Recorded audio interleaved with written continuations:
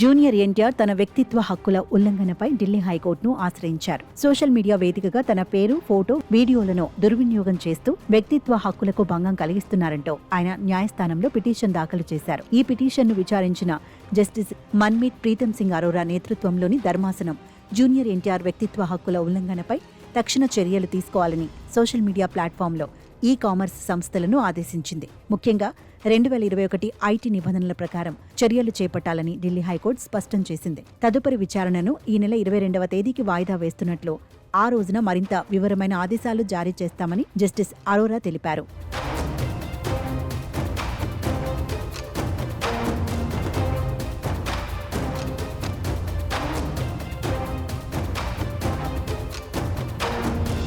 గతంలో బాలీవుడ్ నటులు అజయ్ దేవ్గన్, అభిషేక్ బచ్చన్, ఐశ్వర్య రాయ్ బచ్చన్, అలాగే మెగాస్టార్ చిరంజీవి, నాగార్జున వంటి దక్షిణాది ప్రముఖులు కూడా తమ అనుమతి లేకుండా పేరు, ఫోటో, వీడియోలు, ట్రోల్స్ వంటివి ఉపయోగించకుండా ఆదేశాలు తెచ్చుకోవడం కోసం హైకోర్టును ఆశ్రయించారు. ఇప్పుడు జూనియర్ ఎన్టీఆర్ కూడా వారి బాటలోనే పయనించారు. ఈ తాజా పరిణామంతో వాణిజ్య అవసరాల కోసం అనుమతి లేకుండా ఎన్టీఆర్ పేరు, ఫోటోలను ఉపయోగిస్తే ఖచ్చితంగా చట్టపరమైన చిక్కులు ఎదుర్కోవాల్సి వస్తుంది. ఎన్టీఆర్ తీసుకున్న ఈ నిర్ణయం సినీ పరిశ్రమలో చర్చనీయాంశంగా మారింది. ఇక ఎన్టీఆర్ సినిమాల విషయానికొస్తే ప్రస్తుతం ఆయన ప్రశాంత్ నీల్ దర్శకత్వంలో రూపొందుతున్న డ్రాగన్ చిత్రంలో నటిస్తున్నారు. ఈ సినిమా వచ్చే ఏడాది జూన్ నెలలో థియేటర్లలోకి విడుదల కానుందని తెలుస్తోంది.